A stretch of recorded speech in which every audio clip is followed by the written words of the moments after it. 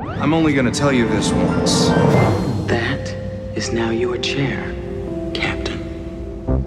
My friends, the great experiment. The greatest trick. Hidden trick. Would you look at that? The greatest trick. And you people, you're all astronauts on some kind of Star Trek. The greatest trick. Welcome to Greatest Trek.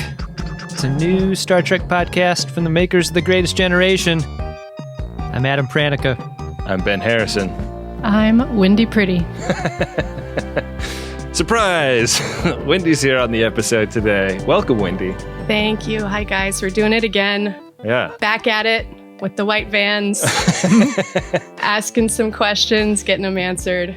Man, we got so many questions this time, like an avalanche. We came up with the idea of doing a Q&A in our weekly production meeting like 24 hours ago. And we were all like, is this enough time to like get enough good questions?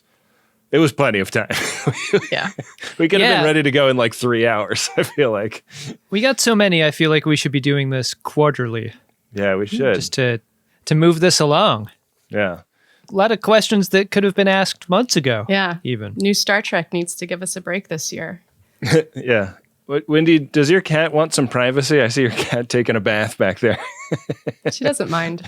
A little bit of a voyeur. She's got a lot of fur to maintain over there, so. Surely.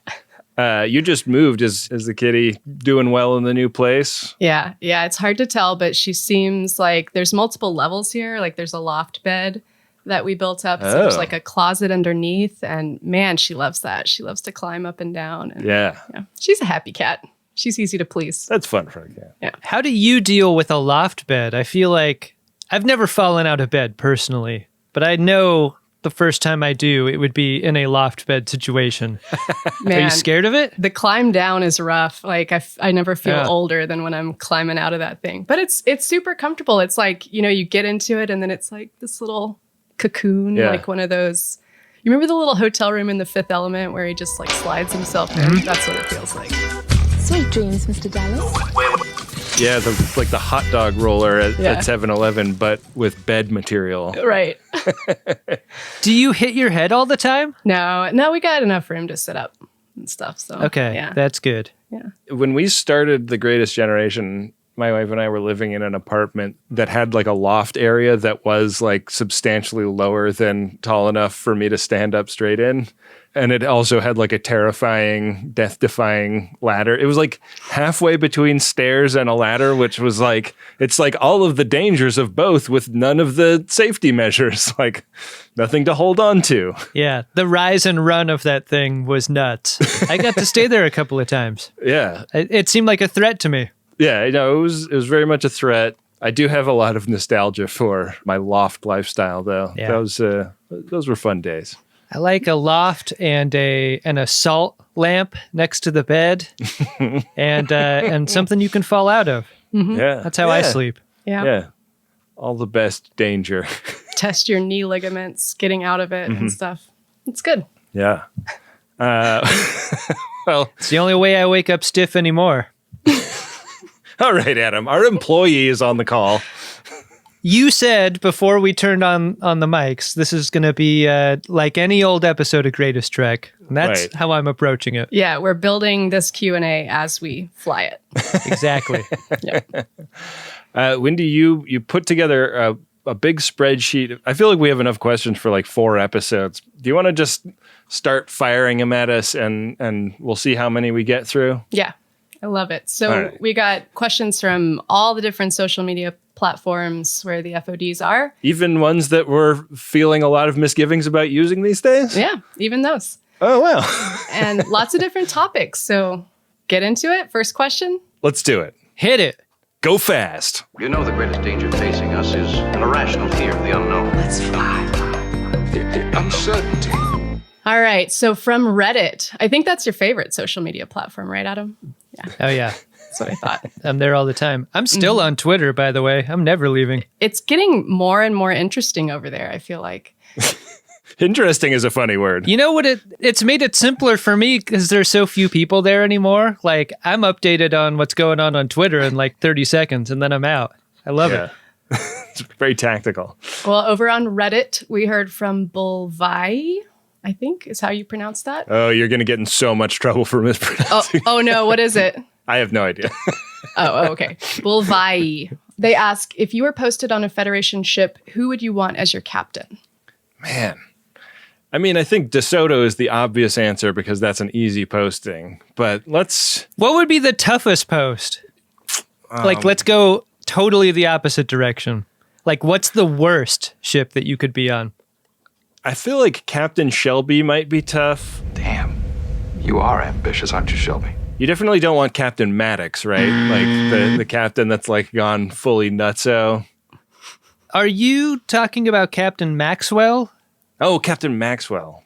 Damn it. Yeah. I'm going to get in trouble. O'Brien's old captain. Yeah. The soldier boy to the war is gone, Captain. I'm not going to win this one, am I, Chief? I kind of like that captain.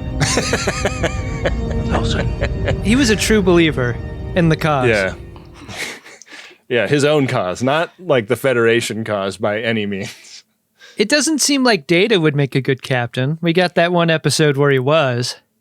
He would make an okay captain if you were okay with him being captain. It was the guy that didn't like him being captain was just like a synth racist, you know? Do you even need Captain Data? Like, could you just go captain less? Would that be equivalent to having Data as a captain? Kind of seems that way. Let the ship captain itself. Yeah, like a cool workplace where there are no cubicles or anything. Yeah. Like, we're just coming up with ideas and missions collectively. Oh. Uh-oh. You know, I say that word and that sounds like a different kind of ship. How would you like to serve on a Borg's ship? Maybe you wouldn't even have to be assimilated. Like, maybe you get like a normal cabin. Does the Queen work like a captain, or is the Queen just there to kind of like slink about smugly and then the collective is still making all the decisions as a group? You imply a disparity where none exists. I am the collective. Perhaps I should rephrase the question. There's so much about the Borgs I've yet to find out on Voyager. Yeah. I just don't know how that hierarchy works. You want to get in good with the Queen. Are we calling the Queen the captain of the Borg's ship? Yeah. It would stand to reason. That was sort of my question, but I think that the more I think about it, the more I think she is the captain. There's a couple of other canonical captains that I want to raise. Riker, who it sounds like if you are born again hard, you would love being on Riker's ship, but if you are at all Boimler-y, it would be terrifying. But Riker of the Lower Decks series is like hard with a heart of gold, right? Like, he's totally action junkied, but look at all the time he gives to Boimler. He's like a loving captain and also a totally insane thrill seeker, you know? He keeps it fun, it seems like. Yeah. He's got to be the best, right? He's looking forward to his retirement where he can make rabbit pizzas in that outdoor oven. Sounds wonderful. Thank you. Okay, and then the other one, Captain Geordi. Oh, yeah. Geordi is canonically a Star Trek captain in post-TNG time periods. Would it be cool to be on his ship? The coolest. Are we talking about post-vision repair Geordi? Like regular eyesight Geordi? I think we have to be. Enhanced eyesight Geordi? Yeah. It'd be hard to get away with stuff around that guy. It's like visor as ocular implants, right? I don't know. I don't want him seeing through my wall, see what I'm doing in my quarters. Do you think when he gets a commission, they're like, yeah, we're giving you a ship. We did check in with the Daystrom Institute, and Dr. Brahms has insisted that you have a ship with a propulsion system that she had nothing to do with? Total bullshit, man. It's just bullshit. Yeah, like how much of an open secret is Geordi's deal with women? Like, could you feel the lack of respect just pervade the entire ship? Yeah. It'd probably be hard for him to like pick a crew. If they have any discretion on whether they're taking a job that is offered to them in Starfleet, like, does he have a tough time staffing out a ship? Because everybody's like, I don't know, man. I've heard about that guy. But have we ever seen a captain that had a significant other on the ship with them? No, right? No. I mean, Archer had his dog, Porthos, which is a very intimate relationship. But I mean, Michael Burnham has had her special person on board for a couple of seasons now. That feels like a new thing. Yeah, but his ship is always in the cargo bay ready to go, you know. Yeah.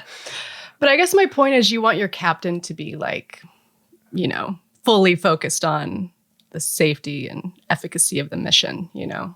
Yeah. You want them distracted. Yeah, Michael Burnham would be scary for multiple reasons. You're right. Like, you don't want to think about anything else, any of their weird issues, if you're trying to do a mission. Yeah.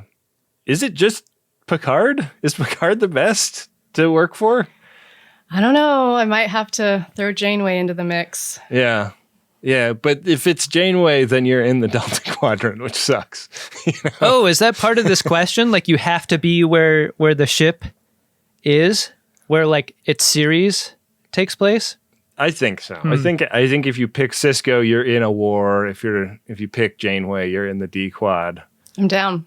Cisco's an interesting choice because he possesses all of the serious qualities you want from a captain, and he's clearly able to love and show affection for people, but maybe only toward Jake. And that would be a bummer, right? Yeah, you'd see him bear hugging his son all the time, and you'd be like, "Where's my hug?" Yeah, yeah. There's a war on. I could use one. It's weird, right? Like you want to be close to the captain because that's where all the fun is. But you don't want to be too close if your captain's weird. Yeah, yeah. And chances are pretty good your captain is weird. That's a qualification to be a Starfleet captain, I think.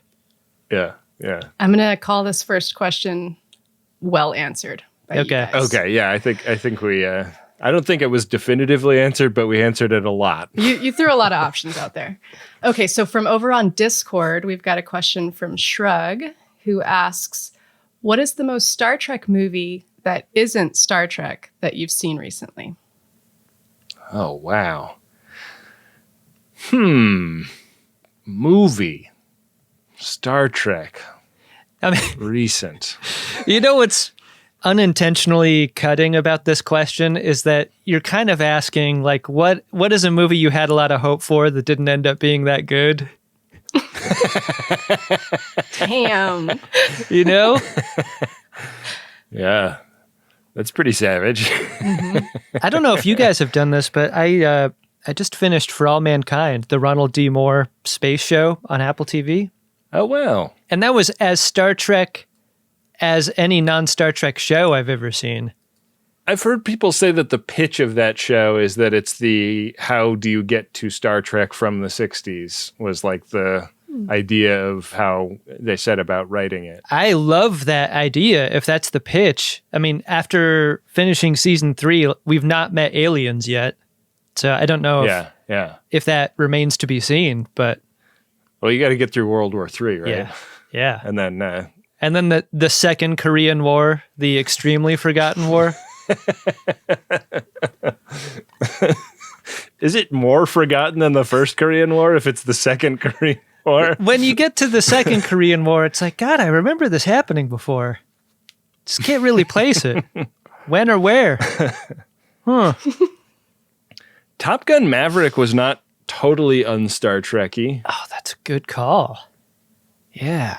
Which I just saw pretty recently. There are some Tom Paris qualities to the Maverick, wouldn't you say? Yeah. I've never been very good at playing by the rules. I think so. And the sort of retconning of making it like a more interesting group of people that aren't just a bunch of white dudes with great tans, you know? Yeah. I mean, instead, it's everyone looking great. Yeah. Most of them with tans. You're right. Infinite amount of tans depicted. Combinations, yeah. Yeah. I don't know why that one popped into my mind. I'm just trying to think of movies that I've seen recently. The very last movie I saw was Glass Onion, and I don't know if that is a very Star Trek movie in any way. No. I mean, the inside of the office, the Glass Onion office, is kind of a Star Trek-y feeling set, right? Yeah. Wendy, have you seen that movie? I haven't. I liked it. I thought it was good. Was it good? Yeah. Yeah, it's a lot of fun. The thing that came to mind for me was also a show. It was, I'm definitely not into comics, and I don't know much about the Marvel universe and all that, but I watched Loki recently. Whoa. And that felt a little Star Trek in fun ways, like alternate universes and, messing around with time and other things. So that was a good show. Interesting. I haven't seen that. So you would recommend? I would. And yeah, not knowing much about the franchise at all. It was a fun watch. Would you say that if your heart wasn't totally in it, you would be low-key? Yeah. All right. Yeah. And if you worked in a movie theater that was screening it and like it was a private projection area that you needed to get into and you didn't know how you felt about that, you'd need a low-key for low-key. Mm-hmm. Okay. Yep. Mm-hmm. Definitely. Yeah. And if it was like raining outside the theater and there was a hole in the roof into that room, that would be a leaky Loki. That would be what it is. Yep. Yeah. And if you liked female contemporary vocalists, maybe you'd have playing in the lobby some lobby leaky Lee, leaky Loki. Wow. Mm-hmm. Yeah. I think that's right. Yeah.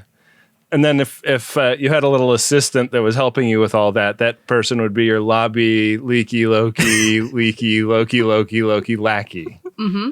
Yep. Just so we're keeping track of, how that would work. Okay, y'all, let's review what we've learned. Wendy usually edits all of this out. Yeah, we'll see what happens on this episode.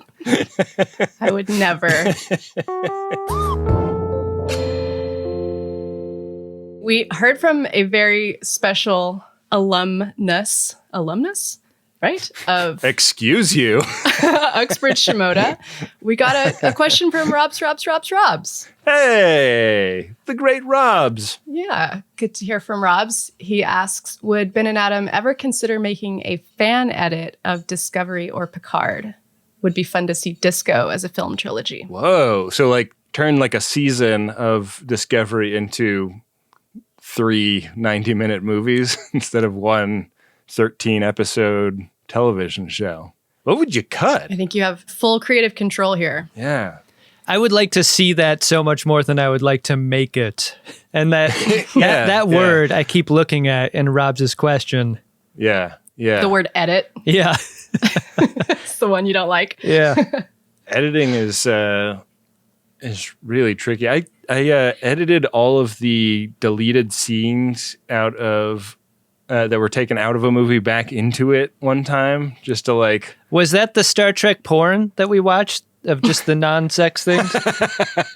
Yeah, I downloaded the hardcore stuff off of. You got the rest of it off of the dark web, and then I edited it into what we found on YouTube.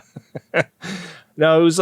I was working in QA at a company that made editing equipment, and it really taught me that, like, they delete scenes for a reason, But also, yeah, like, there's something about like re-editing somebody else's thing that, like, weirdly felt like I had to do it because we needed to test this equipment on like long form projects, and we didn't have the raw footage from a real feature film to load into it. So I was like ripping other people's feature films, and it felt a little bit weird. I was like, I don't think I would ever show this to anybody because it's not really mine. And it's like, I don't know. I love those fan edits, like when people, make a trailer for The Shining, but it's like a heartwarming family film, Back when DVDs were a thing, I know, speaking for myself, like that was one of the first extra features that I always wanted to see were the deleted scenes. Yeah. And you're right, from your experience, like I can't think of anything else with as much interest or with as little value. Like I always wanted to see those so bad, but after having seen them, I was like, oh yeah, that's just a scene of two people sitting in silence. Yeah. I get it. Man, did you see the Event Horizon deleted scenes? No. When we were doing the review earlier this year. Tell me more. Whoa! So, like, you thought it was gory. There's some really wild stuff that was cut out of that movie. In addition to just like a lot of plot stuff that you really wonder why they didn't leave it in. Like there's a whole section at the beginning of the movie that like establishes what's going on, and it's just all cut. It's really interesting. You can find them on YouTube if you're interested to see them. But was that part of the anniversary cut? Like it was kind of re-released in a way for its 25th anniversary, I think. I don't know. The footage that I found online was kind of like it wasn't full quality. So I don't know if it was ever, went through the whole process. Yeah, sometimes they have kind of a low res telecine to do the edit, and then they go back and do like a negative cut, which is such a like weird thing that like there are probably like 10 people left in the world that know how to cut negatives, right? Like actually edit a film that doesn't look right. Yeah. But yeah, I don't know if I have the guts to watch that stuff, honestly. I know. The movie's bad enough, right? But do you think that your fan edit of Discovery or Picard, do you think there is a version of an edit of either of those shows that would improve? Or do you think we got the best version of Discovery or Picard given what we got? Like, could you addition by subtraction those series at all, or addition by recut? I feel like you could. I think that there are episodes that I think you could lose entirely from at least the first couple of seasons of Disco and not mess up the overall story. But the thing that I feel like I'm straining against in my mind is that the pace of that show, especially in those early seasons, is so bracing that like pulling things out would have to be done at sort of the scene by scene level and not the moment by moment level, because there's just no breathing room in that show. Yeah. And I think that one of the things that I love about films that TV shows still don't really have is that leisurely pace. And I guess like older TV shows kind of had that, but like the idea of like living in a moment and having it just be about character and, you know, a little slice of life is something that I think films are still getting away with in a way that TV executives are like, no, we got to move plot. We got to keep people on the edge of their seats. We have to have sparks flying down from the ceiling. Yeah, because like when the credits roll, we want them to be in like such a state that they're not going to like click to see what's in another app. We want the next episode to start right away, and that like nobody ever catches their breath. I think there's something interesting about compressing Discovery into story beats that go like a fine officer having to mutiny her captain, becoming a captain, having to save the organization that she may not have believed in up until that moment from a threat of a computer that the organization made. And then what... Wow, spoiler alert, Adam. Jeez. What she and they do in the future. Yeah. In this weird version of this company that she has weird feelings about. Yeah. I don't know, but it's next to impossible to think of 50 hours cut into 3. Yeah. Mm-hmm. Yeah. In that way. I think you could maybe find a way to make any given season into a 3 episode arc or even just like one big movie, I guess. But I don't think there's any making Picard, like the seasons of Picard are so distinct that I don't understand how you turn that into its own feature-length thing. Yeah. But an interesting thought experiment. Thanks for sharing that, Robs. Yeah. Hope you're doing well, buddy. Yeah. All right, next up, should be an easy one, maybe. From Twitter, we heard from Ryan Gators, who asked, who do you think would have a better time on the Vegas Strip, Murph or Nanoborgs? Oh, man.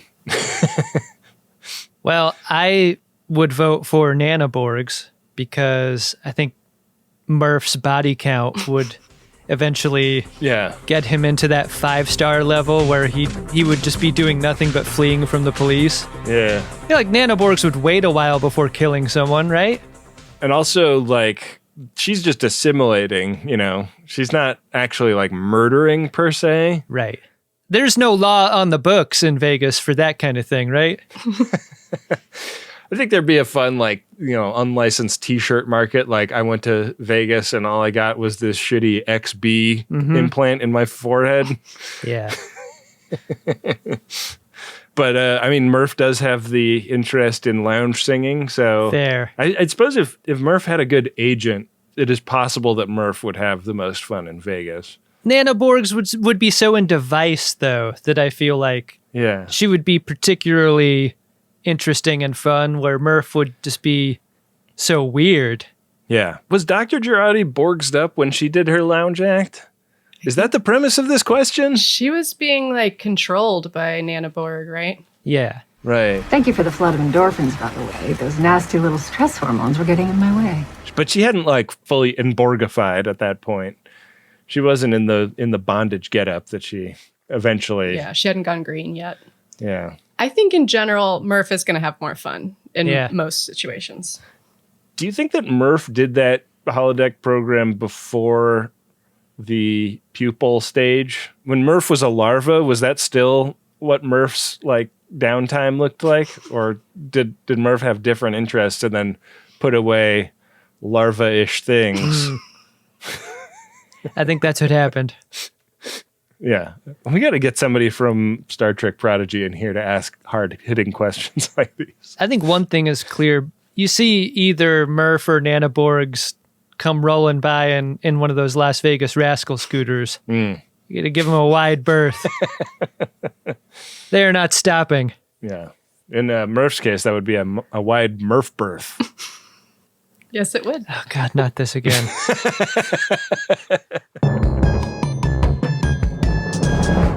From Twitter, Sean Rogers asked, if you were undergoing a serious medical operation, which Star Trek doc would you want holding the scalpel? Pulaski. Beverly. You know what made me say that was that scene in Star Trek Generations where Lursa and B'Etor are watching what Geordi is seeing when he wakes up. Oh, right. And they're like, oh, human females are so revolting.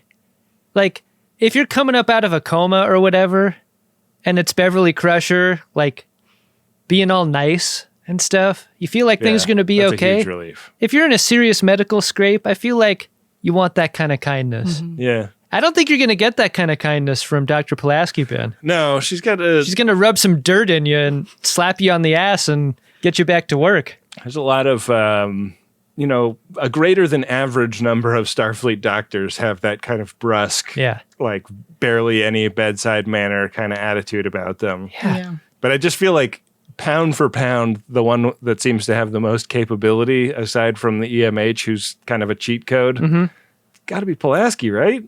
Yeah. She gets it done. Yeah. What about the EMH Mark Dick? Would you want to see him? You're waking up from a coma. What have you been doing to me? Between the threat of lobotomy and where your bedpan goes at any given point, I think we can agree that Bashir's probably not our man for being the doctor, right? Yeah. That's no good. You wake up and you're like, sorry, I know I'm supposed to be knocked out from a general anesthetic, but it smells like piss in here. Why is my catheter tube like 200 yards long and going for the habitat ring? Great question. Okay, we heard from Shoop on the Discord. Also, kind of a related question from Philip McCone on Twitter. Okay. So they're asking, how often do we watch Star Trek of any kind when not covering it for the pod? And Philip's kind of related question, do you watch any NuTrek episodes on rerun, akin to how you would watch TNG reruns? And if so, which series? I think that's a consequence to streaming that is unintended and kind of sad, that you can't just stumble upon NuTrek. Right. You have to go and get it to watch it. And I think that's too bad, because I think that's how a lot of people might become fans of Star Trek is through that stumble. Yeah. And also, like, as a longtime fan, a nice thing about having, a cable channel that plays, like, I think it's BBC America in the US that, like, occasionally will just have a run of TNG episodes. And I feel like that, surfing around and like, oh, cool, we're in the middle of, Darmok or whatever is a fun and cool energy. I actually have a funny story about firing up an old episode of TNG that happened over the holidays. My folks and my wife and I met up in a central California coastal town for a little beachy holiday getaway for a couple of days so that the grandparents could hang out with Daron. The boy. I thought everybody was like going to bed and I like wasn't quite ready for bed. I was like, I'm going to sit up and drink rum and watch a little bit of Star Trek. And I don't know if everybody else like experiences like their social lives the way I do, but like I was like, the cats are all away and now like I have the living room to myself and I like start like clicking around on TV and both of my parents came back out and sat down and I was like, fuck. Not because I didn't want to hang out with them, but just because I also like didn't feel great that I had just kind of like unilaterally selected what was going to be on the TV, but they seemed to be like enjoying. We were watching Ensign Rowe, season 5, episode 3. You know, we watched like the cold open and then. Hey, I've got a question that's not on the list. What's the worst episode to watch with your parents? The Offspring, maybe? Yeah. That's a good candidate. It's got to be the sex candle episode. Oh, yeah, that would be pretty rough. Perfect answer. God. So, yes. We get through the cold open and the theme music starts to play. And I hear my wife walking down the hall. She's coming out to get herself a glass of water to put by her nightstand or something. And she goes, "Are you guys watching Star Wars in there?" Oof. Genuinely heard that music and thought they're watching Star Wars. Wow. I mean, that's entrepreneur shit right there. I know. She came around the corner and immediately like burst out laughing when she saw the hilarious mistake she had made. You know what I love about our wives, Ben, is nothing about what we've done has changed them. No. Or how interested they are in what we do or what our interests are. No curiosity in like what incredible Star Trek is all about. Yeah. Yeah. That was a fun little holiday moment for us. I don't flip it on the way you do, Ben. Like, I don't fire up the streaming app and hit random or whatever. Heroes and Villains is the antenna television station locally in LA that plays Star Trek every night in like a 3-hour block. I think they go Next Generation, Voyager, Deep Space Nine. Weird order. Yeah. And it's like channel 15.4 and it's on every night. And I managed to see at least a little bit of it on most nights. Wow. But that's how I get a little bit extra. What about you, Wendy? I will definitely put on TNG every once in a while. Usually not to watch it with a lot of attention, but just to have it on. And the NuTrek that I'll put on, I'll definitely put on Lower Decks if I'm wanting that kind of fun energy. And it's weird. Lower Decks is the kind of show that like I always see something new every single time I watch it, which is a fun thing about it. And this year actually did a rewatch of Discovery. Whoa. Because it felt long ago and far away to me. So I wanted to kind of like rewatch, especially seasons 1 and 2. Yeah. How would you fan edit that into shape? I wouldn't. I would not attempt. Yeah. Seasons 1 and 2, I didn't watch them at the time. Like I watched them in the lead up to working with you guys. So I guess I consumed them really quickly at that time, and going back and rewatching them, there's just so much story there. It's interesting to revisit it. Yeah, it's an insanely dense show. It made me kind of excited for season 5. I'm ready to see what they do. Yeah. I'm excited about season 5. Yeah, so I guess like I don't put it on that much though. And I think that, yeah, that's more because of streaming thing than anything else. But it is a very like comforting thing for me to return to. And I definitely like will, if I'm just going to have like some chill downtime, it is an easy yes for me in a way of like hunting through a streaming app for a movie can really get fatiguing sometimes. Like I'll cook myself a big meal and sit down and like try and find something to watch and like nothing seems quite perfect. Right. And TNG always perfect. It always hits. I want the second decision made for me, though. Like, I don't want to choose the episode. I wish there was just a randomization button within the series that you could just hit. I think that we need Paramount to focus on getting their app working just in a general way before they start adding like bells and whistles. I know. I know you wanted a random feature button, but how about a pause screen advertisement for a hamburger? Or a hot dog. Yeah. Hey, friend of the show, Brie Belke, sent me a screen grab of her TV. She's getting burger ads too. Wow. Not just me. Huh. I don't think I've seen that. Yeah. What did I do? It's not right. What did I do to deserve burger ads? I really recommend doing this through Prime or the Apple TV app. Again, an idea I got from you, Adam. Yeah, but I'm getting content from my experience. Yeah. I get to bring that to the show. Yeah. All these great premises. I get to look up 1990s Sonic commercials Yeah. for the edits.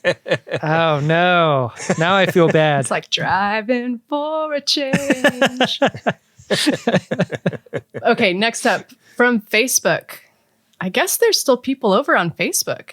That's good to know. Wow. We have a sign of life. It's from Louis Kishkunas. It's a strangely generalized across the entire website. We're not really sure if that place is a tomb or not. Man, I'm getting some really strange readings in here. Both Ben and Adam, what are your comedy influences? Or if that's too pretentious a way to put it, who are some of your favorite comics or funny people and why? Oh, man. What a fun question. I definitely will say that, like, podcast influences, I would have to cite Jordan Jesse Go and the Flophouse as, like, things that, and also Stop Podcasting Yourself as kind of, like, early things that really made me fall in love with the medium of goofing around on a mic and made me want to get into it. But, like, for stand-up, I feel like that's a very different question, and I feel like I have a lot. I mean, I don't know. What about you, Adam? Do you feel like that's two different questions, or am I making a false dichotomy there?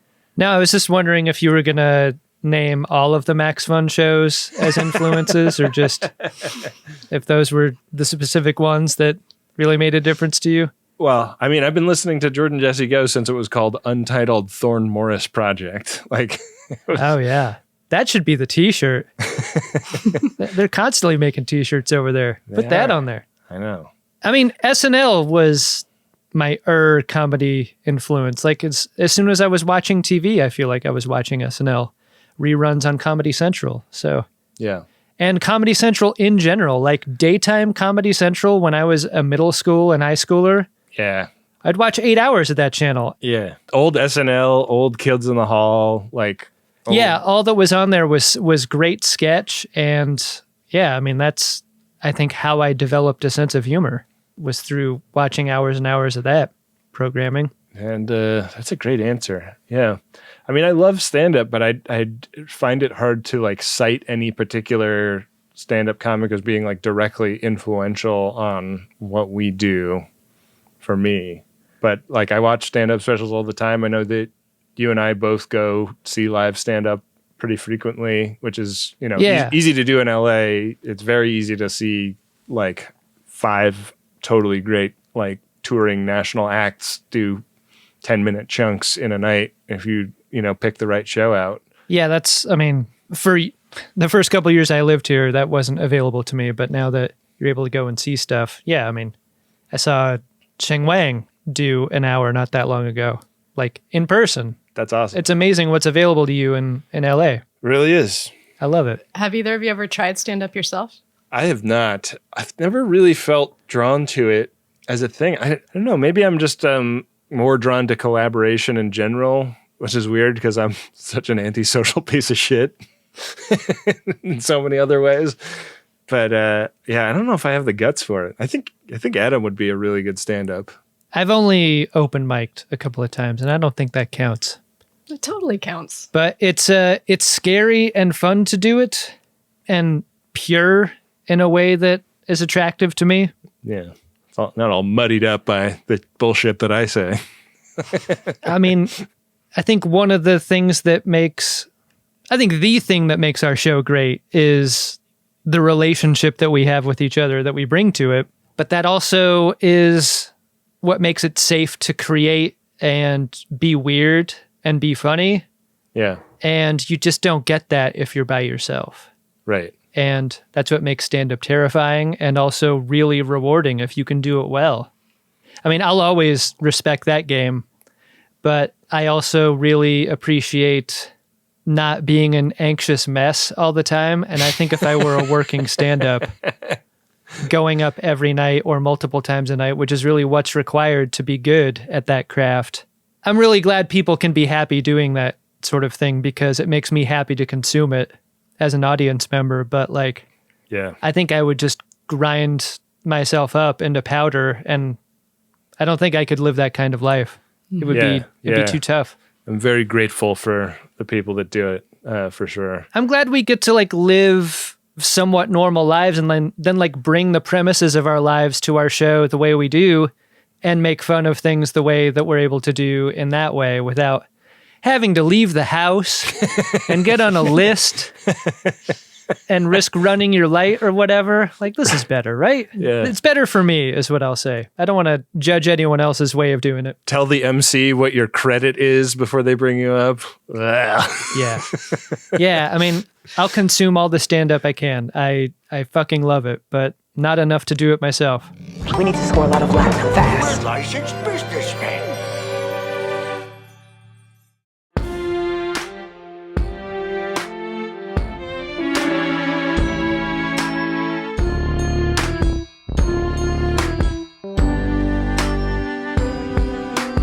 We got some production-related questions from curious viewers. So the first one is from John Willis on Twitter.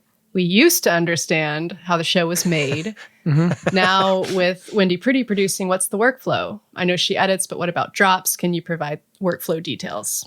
Wow, yeah. I guess we have talked a lot about process before, but it's pretty different now.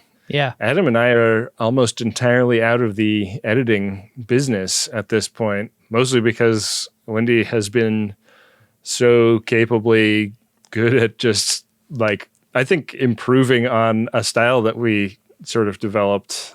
And like at this point, Adam and I are sort of the editors of last resort for the shows. Like if it's not Wendy and we can't find, a guest editor, we're always here to step in. We always say the show is the boss around here, like getting the show out on time and any level of quality that we hold ourselves to is kind of the ultimate goal, and like whatever pathway we need to take to get there is kind of what determines like when and how much everybody is working. But I don't know. What do you think, Adam? What's super different about our process now?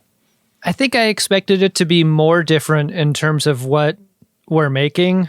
Like, I think around the time where you needed to take paternity leave was the moment we were like, well, let's experiment with taking a step back from the edit. Let's make sure Wendy is empowered to make really important decisions about how that's done, and also invite a bench of guest editors in to relieve some of the schedule tension of it. What we couldn't have known when we hired you, Wendy, was how compatible your comic sensibility would be with ours. Like, I fully expected to need to tell you why we make the decisions we do to make funny shit on the show. And I dreaded having those conversations because I don't know how to articulate why things are meaningful or funny to me. But the first few episodes that you took and you were able to make something that made me laugh and made Ben laugh in a way that felt familiar was so, like, I'm so grateful that we have you with us for that reason. Not just because it means avoiding a difficult conversation, trying to articulate something that's impossible, but like, God, it makes me feel less crazy about the things that I really care about that relate to the show. Like, keeping the standard as high as it is so important, and it felt really scary to let go of many of those decisions, but like best decision we ever made, I think. There's a real magic to listening to, we, Adam and I both listen to every edit before it goes out. And, occasionally we'll pitch another thing to add, or, Wendy, you'll sometimes have a question like, does this work? Or is there something that could go here that you meant to go here? Because occasionally we'll say, Adam and I will say things with a drop in mind for that moment. But like, honestly, like 95% of the time you are like so good at anticipating all of that stuff. And also like some of the magic in like pulling a reference from like a weird movie or TV show that like you'll drop something and I'll be like, I thought I was the only person in the world that knew that existed. Mm-hmm. And I think about it all the time. I cannot believe Wendy knew that existed and put it in the episode there. Like, I don't even know if I would have thought of that. That's so funny, You know what popped into my mind when you said that was that line from Jurassic Park where the little girl goes, "It's a Unix system." I know this. Yeah. Like such a random little drop. But yeah, workflow now, I mean, we work completely online. So that's really convenient. Like we're asynchronous. Yeah. I mean, you guys basically drop raw audio onto the Dropbox for me, and I turn it around as a show for you guys to listen to and get notes from you, which are always super helpful. And I think kind of inject like a little bit of, that sense of humor that I don't have naturally, into the show, which is important, I think, for the listeners. But I think the point is you do have it because you're doing really funny stuff in the edits. Yeah, but it's good to have a little bit of you guys there too, in terms of what's getting dropped in. So I think it's good to have your input into it. And in terms of like making drops and things, we've had some really amazing guest editors this year contribute some of that stuff as well. That's actually the next question is someone was curious. Meredith Young on Facebook wanted to know more about the guest producers. Is it a matter of necessity? How do people get these opportunities? And how do you keep that consistent tone when working with different people? We've been lucky to have, 5 different people work with us on shows this year. I think all of our producers were people that we interviewed for the job that you eventually got. So these were familiars to us, at least. Right. And they definitely all have the chops to edit a show, so it's just a matter of getting the tone right. Yeah. And I think that we've we were so lucky. When we put out there that we were looking to hire somebody as a full-timer, like we got dozens and dozens of like incredibly good applications. Like it was really hard to narrow down. So the people that we've brought on as guest editors were people that we, really liked what they did. And there was also an audition process after the initial narrow down where we sent raw episodes out to people to edit and show us, like we looked at their audition files and saw what they, how they went about organizing a project, and also listened to the episode and listened for the funny. And we were very lucky to find a whole bunch of people that could hang. So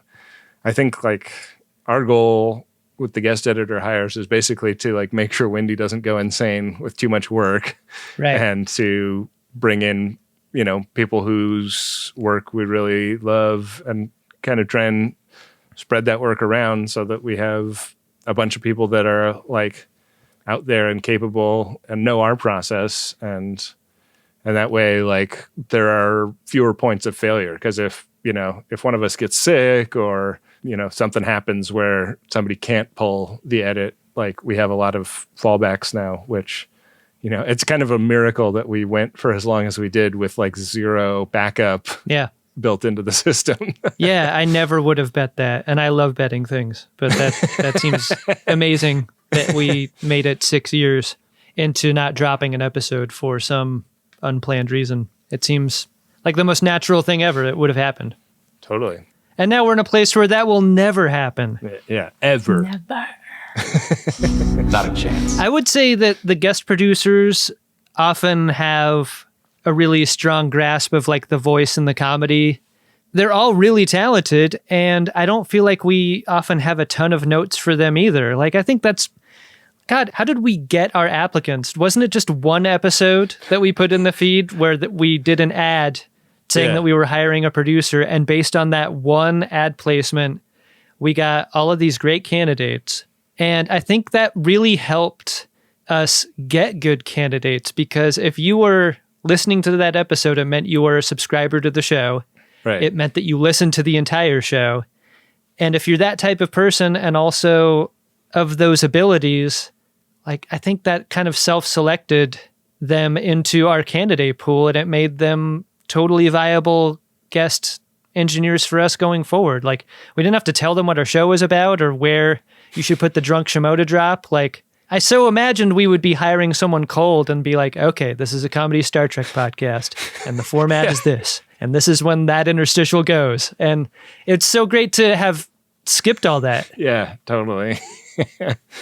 I mean, I felt that way about Rob's too. Like when Rob's came on and started making what was then the greatest discovery and is now greatest Trek with us, like he did the homework and learned our style and did a great job reproducing it. And Adam and you and I were like terrified of relinquishing edit control of our shows to anyone for a long time. And I think like having taken that leap of faith now, I'm just so pleased that we got as lucky as we did to find the people that we've gotten to work with on it, because all I could think of were the downsides and the potential disasters in bringing in outsiders. Sure, because if you get it wrong, and it doesn't matter what sort of work you're in, if you make a bad hire, you put yourself behind for sometimes years. Yeah. In either training them up into a place you want them to be or having to replace them down the road when things just don't work out. Like, this could have gone really bad.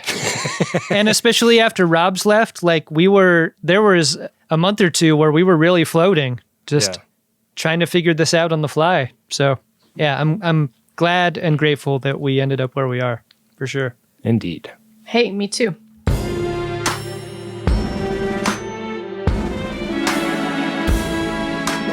Okay, next question from the Discord. Volpasia asked, with having screeners for NuTrek lately, do you find it hard to engage, pun intended, with the conversations when the episodes are current because of the time delay with recording pod? Or do you watch the eps again when they drop for everyone else so that you can be part of the conversation? Man, that is so insightful, because I definitely do. Yeah, I mean, like part of it is also that we're embargoed, and sometimes Adam and I will be like 3, 4, 5 episodes ahead of everybody else. And so, like, something that has made a cliff kid of all of the Friends of DeSoto one week will be something we know the outcome of. And it's so hard to be like, especially on social media, like in the fray, talking about something where you have to like pretend or like remind yourself, like, wait, what has happened? Like, what would people know at this point? What am I not supposed to say that I know at this point? Have you ever fucked that up? I feel like I've come really close to making reference to something in the future completely by accident. Right. As a way to answer a question or involve myself in a conversation.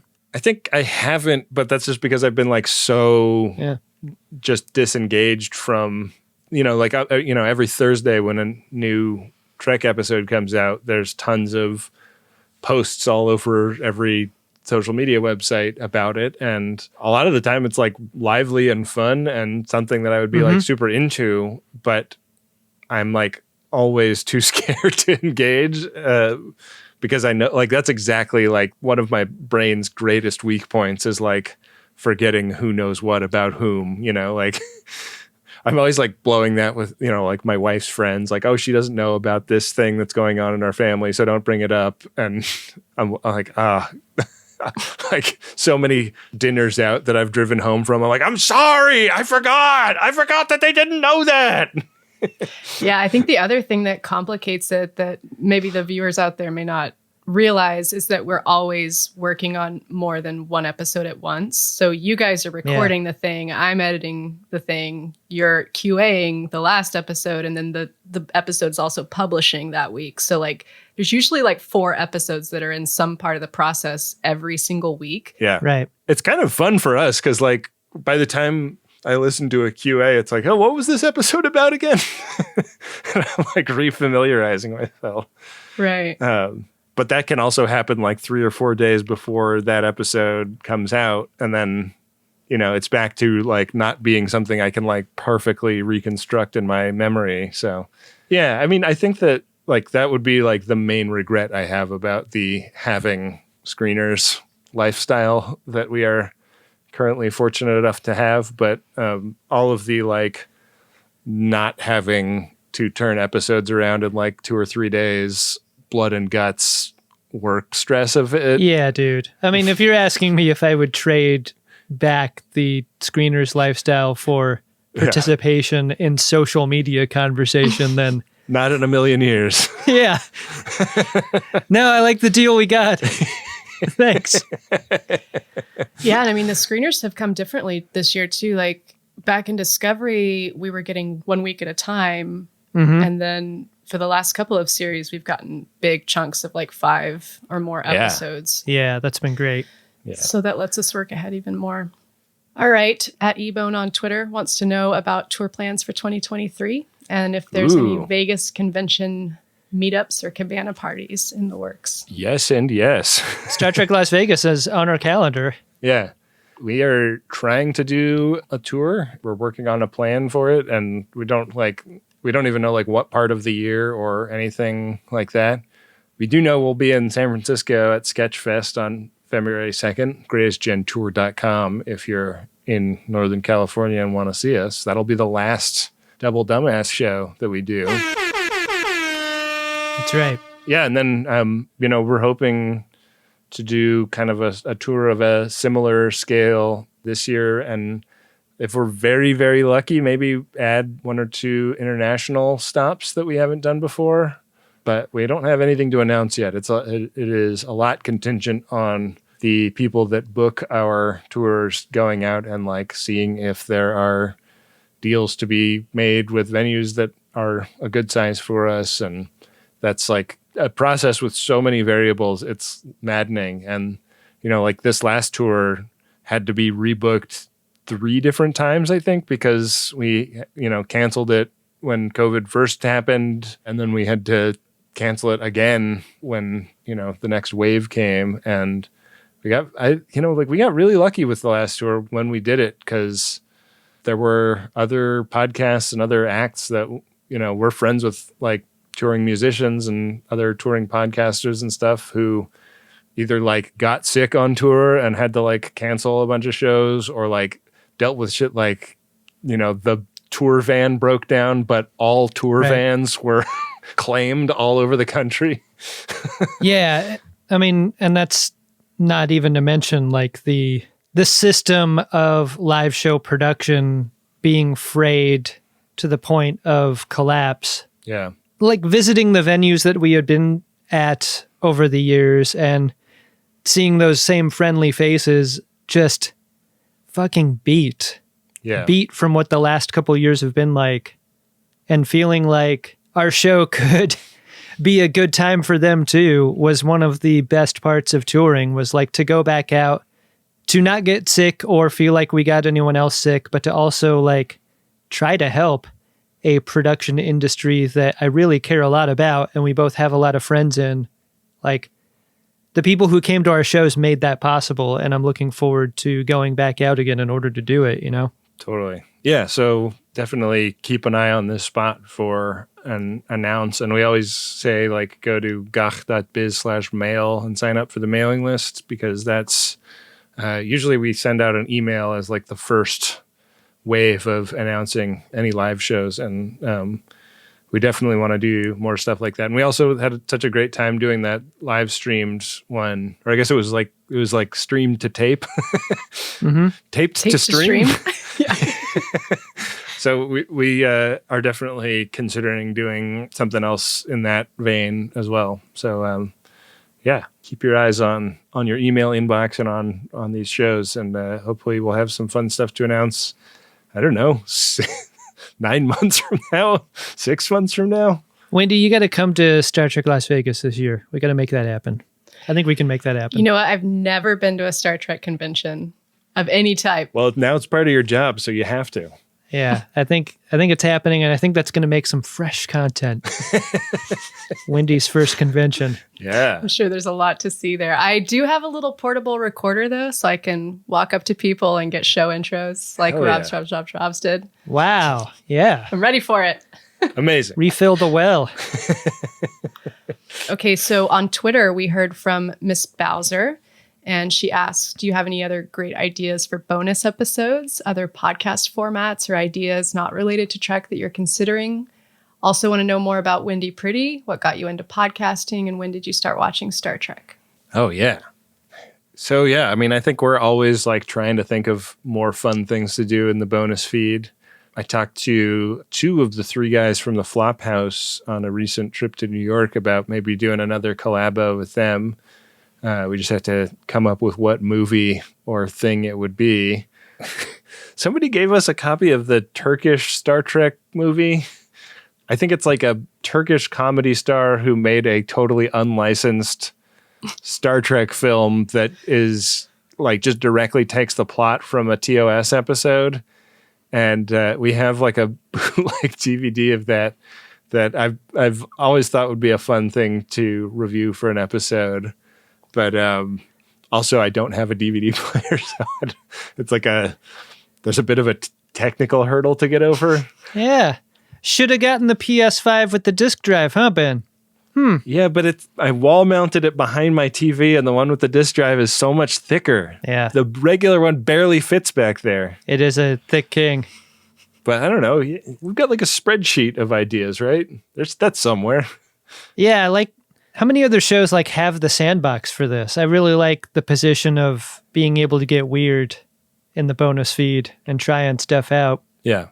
I know we've got some interesting ideas for the year ahead. I don't know if we're ready to talk about them yet, though. All right. Gotta do the pilot of the Wendy show.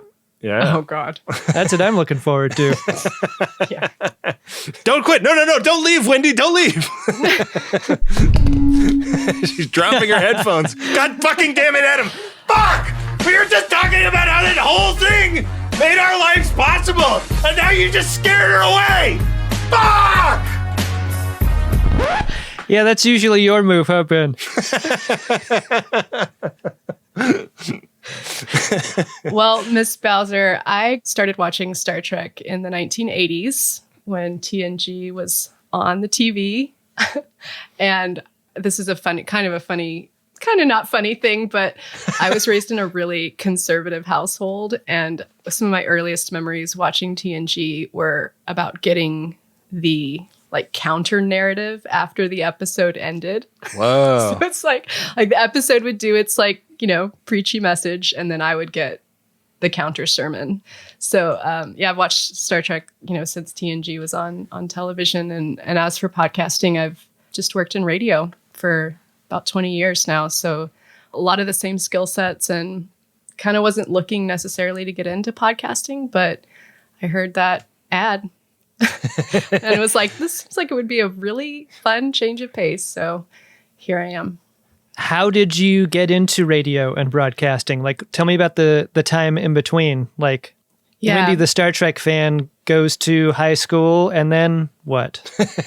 Yeah, so I was living in New York City on 9/11, and the household that I was in, we didn't have a TV. And so the first thing we did was turn on the radio to get the news and see what was going on. And I don't really remember listening to much radio before that, but from that it was Howard Stern. I did actually listen to some Howard Stern back in the day. A lot of people did on 9/11. That's why I asked. Yeah, I don't remember listening to him that day, but yeah, I think from that point on, I was really started to rely on radio more. And I think anyone who listens to radio knows how large it looms in a daily routine once you utilize it in that way. Mm-hmm. So definitely got really into radio and wanted to go back to school and do audio production, get trained in that stuff and learn more about broadcast communications in general. So that's my story with it. If someone were interested in going that route career-wise, did you go to a technical college, or did you just go as a student of a college trying to figure out what your major was and you just ended up there, or how did that work? Yeah, I went to just a regular kind of 4-year university and pieced together like a general studies type degree that had, some interactive arts in it, some audio, studio production, and then like communication studies as well, like historical radio. I was really into old time radio as well for a long time. And so kind of like the history of broadcasting and all that stuff. How much hosting did you get to do from then up until now? Not much at all. That's so interesting to me. Like you're primarily into the production of it. Yeah, I've always kind of wanted to be behind the scenes. I don't have a lot of ambitions for being a host of any type. I think in radio, hosting is a lot more scripted anyway. It's very, very produced and very scripted. So maybe that would be something I would be more interested in than doing like a off the cuff kind of podcast thing the way that you guys do. I'm always amazed how much you guys talk and how consistently funny and interesting it is. I thought you were heading in a different direction with that. You guys really yammer a lot. Was your experience in radio useful at all for what you're doing right now? Like, I just wonder about the comparison in your work experience. Oh, yeah.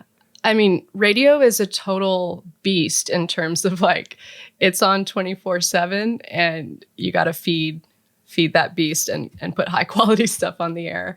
And I mean, I mostly worked in fundraising and some other production related roles at other stations, but man, you got to be ready. The clock doesn't stop for you in radio. So you got to be there early. You have to be prepared. You have to, have it together. And especially in live radio, all that work, all that investment of time and energy has to happen before it's time to go on the air. So yeah, I mean, learning how to plan content into the future, learning how to put a production schedule together that's not going to consistently be like, a stressful behind the deadline kind of situation is definitely a big part of what I took away from my time in radio.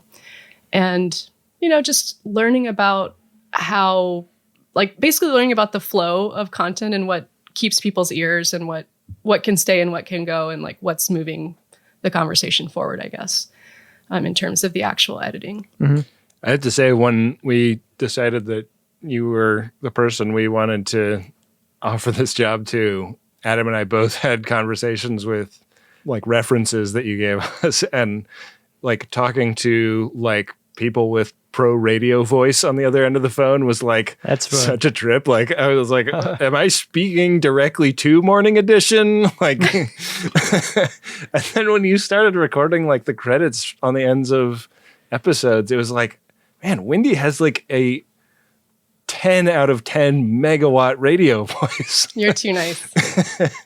It's really incredible. Like, does that just like rub off on you from being around a radio station? Like, I listen to myself on tape and I still cringe all the time. No way. You have a great voice. I do. And I use filler words that you never use. I'm the worst. You're the best, Ben. You're really good at your job. You're doing great. And Adam is the second worst. He's also bad. You're pretty bad, Ben, but you're not the worst.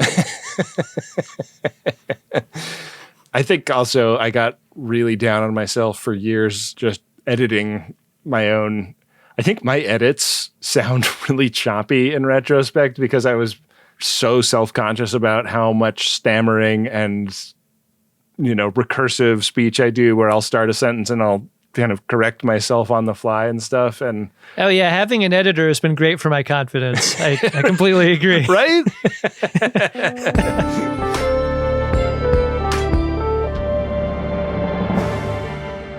Do you have one last question for us to round this ep out, Wendy? Yeah, and I will say we got so many great questions, so I'm sorry if we didn't get to your question this time. But let's end it with Jeremiah on Twitter, who asked, what would Ben and Adam like to see more of from Star Trek? Such a great question. I think that Strange New Worlds started to head in a direction that I think feels really promising with some of the social progress stuff that I think Disco feels very self-conscious about. And I've talked to tons of people who had like really powerful moments watching Disco and seeing themselves represented in Star Trek for the first time in a way that felt like so long overdue.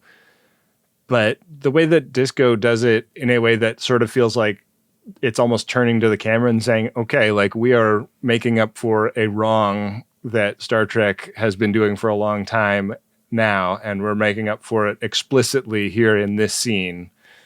I think Strange New Worlds does such a great job of just letting a cast of all different kinds of people be all different kinds of people in a cast, and it not being as focused on the kind of atonement element of it, which I think was important. Like I'm not knocking Discovery for doing that, but I'm hoping overall Star Trek shows that they're making now can kind of start to just tell stories about all different interesting types of people and get past the feeling of we have some wrongs to make up for.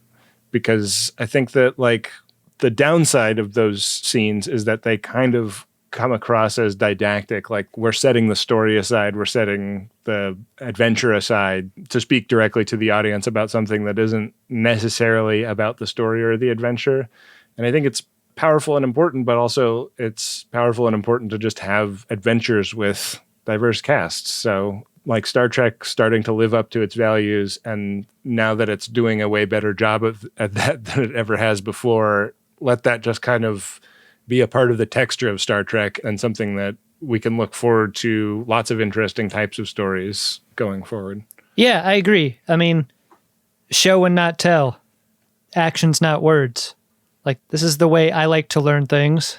This is the way I like to grow as a person. It's fun to recognize a message by thinking about it instead of hearing it. Yeah. Over and over again. And that's like one of the things that was so great about TNG back in the day was like realizing as a kid, like, oh, these are kind of little morality plays that have a takeaway that we can, you know, take or leave, but think about like, do I agree with the choices that the characters made? You know, are the characters making the wrong choices in the opinion of my parents? Right. You know, like at the risk of running this show over, like I kind of want to circle back to something you said, Wendy, earlier about like, if you're watching a show that is trying to present the idea of a better future for everyone, and that is a show that is either being subtle about those messages or is highlighting and underlining them repeatedly, which is the show you think you could have got away with watching at home with the family dynamic that you had?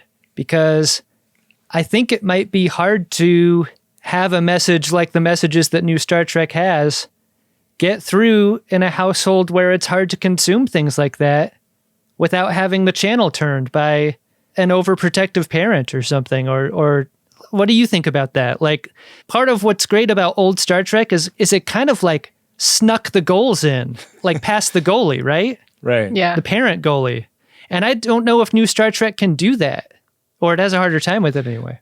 There was like that, I think like a Fox News article that went around when Strange New Worlds came out that, you know, people passed around just to laugh at how dumb Fox is. But it was like, you know, like, has Star Trek gone woke? And it's like, have you ever seen it?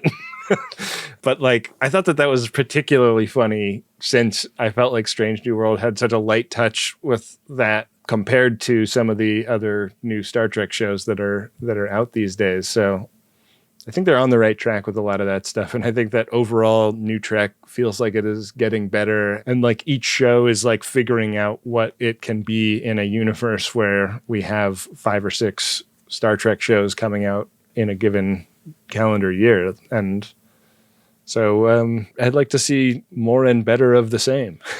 Mm-hmm.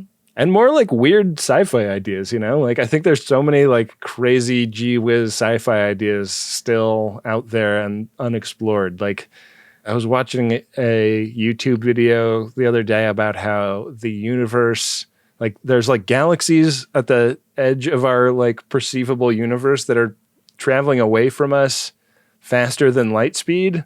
But it's not that they're moving, it's that the universe is growing. So like space is getting bigger, and it's such a like a mind shattering. Like I'm sure I'm like completely butchering the physics of that, but like God, like space is getting bigger.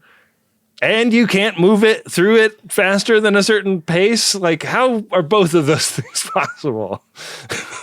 Like, and how many kids are plugged into cities running them off of their kid power? Yeah.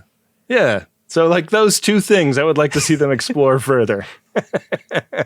We need an episode about a kid plugged into a power plant every season of new Star Trek. Why did the scientists keep making them? With that, I think we should probably wrap it up. Wendy Pretty, thank you so much for sitting in with us today. It has been a little slice of heaven to have you on the show. I know that the Friends of DeSoto love to hear from you. Yeah, for sure. Yeah, it's been a great year. Thank you guys. Thank you to the Friends of DeSoto. I so appreciate getting to make the show every week, and it's been a fun year. Great questions this round from the Friends of DeSoto also. Thanks for writing those in. Indeed. Hopefully we'll do this a little more often. All right. Wendy, you got some credits for the people? You have some P1s, mister. Oh, crap. I guess we'll record those, and then you can come back and do some credits, all right? Okay. Thanks, Wendy. Bye. Bye. Bye. Priority 1 message from Starfleet coming in on secured channel. Ben, we got a couple of Priority 1 messages here. The first one is of a promotional nature. Whoa. The message goes like this. Has your favorite social media platform become a tacky, Cardassian fascist eyesore? Yes. Looking for a community without all the baggage? Yes. Come aboard the USS Hood for your voyage into Mastodon. Let Captain DeSoto and the kind folks at Friends of DeSoto.social guide you on your journey through the strange new worlds of the Fediverse, which wow, I'm going to choose to believe is not the Kevin Federline universe of things. In a community you can be just a little bit embarrassed to be a part of. I thought the Fediverse was like the network of websites surrounding FetLife, the kink and bondage dating app. Right. This is FED, though. So here we go. Visit friendsofdesoto.social to set up your Mastodon account and let some of the friendliest nerds on the internet show you around the Fediverse. You know, you keep saying Fediverse, Captain DeSoto. I don't think Fediverse is going to catch on. I'm excited about this. Friendsofdesoto.social. I think I may have set up an account there at some point in my, being awake at 4 a.m., looking at my phone because baby. Sure. But I got to start posting on there. I gotta say, I do miss that other website, but it is unusable now to me. I am not currently auditioning myself for other social media sites. I have not signed up for anything else, but were I to do that, I'd go over to Mastodon and join friendsofdesoto.social. I've heard great things about it. Yeah. Everyone's saying great things about the Fediverse. Adam, our next Priority 1 message is to El Farto, and it is from Chilling on the Chaise Lounge in Chi-Town. It goes like this. Missing your voice during drive time here in the Southland. Hope all is well and that you're keeping the scurvy at bay. That's a reference to K-Pod, my other podcast. Oh, I'm glad you said that. I wasn't sure what that was in reference to. My non-Uxbridge-Shimoda podcast. What's the story with that? Is that coming back? Yeah, we've been talking about sitting down to record some new episodes sometime soon. We got asked to do a little writing project with it, and I'm not sure if that will go anywhere or not, but that sort of wound up taking up all of the spare cycles that either of us had, aside from actual paid work, which K-Pod never was. So we got a little bit sidetracked there, but I'm hoping that we can, see that project through and also get back on recording episodes because we've had so much fun making that show. And I miss it, honestly. I just don't have any free time anymore. Yeah. Where can people find episodes of it and so forth? It's kpodd.fm. It's also on all podcast apps. There you go. Well, if you have a social media place for Friends of DeSoto to hang out that is not currently circling the drain, or Maybe you have a question about a podcast that suspended production last year. Temporarily. Or, I don't know, well wishes to a friend or family member, a notable date or occurrence. Maybe you just want to make a joke. Go to MaximumFun.org/Jumbotron, where your message can be read live to tape. And in so doing, you're going to support the production of this show. We thank everyone who does. Thank you. All right, Adam. The Drunk Shimodas / Edward Larkins / Barnes Frankses for this episode are us. Let's throw the pod keys to Wendy to take us over the finish line with some credits. And she'll tell you about some stuff we got coming up in upcoming episodes of this very podcast. Can't wait to hear. Can't wait to hear the best voice on Uxbridge-Shimoda.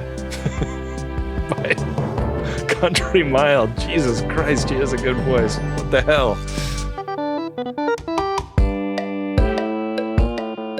Greatest Trek is an Uxbridge-Shimoda podcast on the Maximum Fun Network.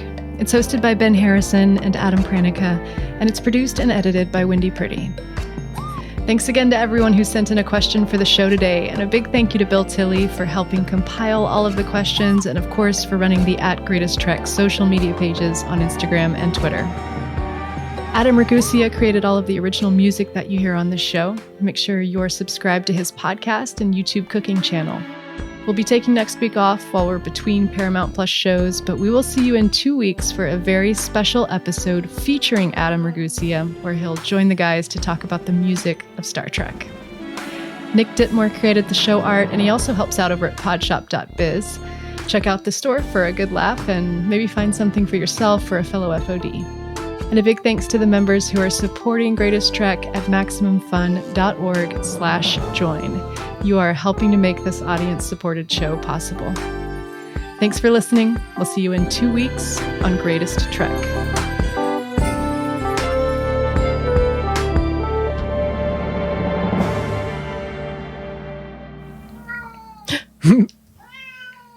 Shh, you need to shut it. MaximumFun.org. Comedy and culture. Artist owned. Audience supported.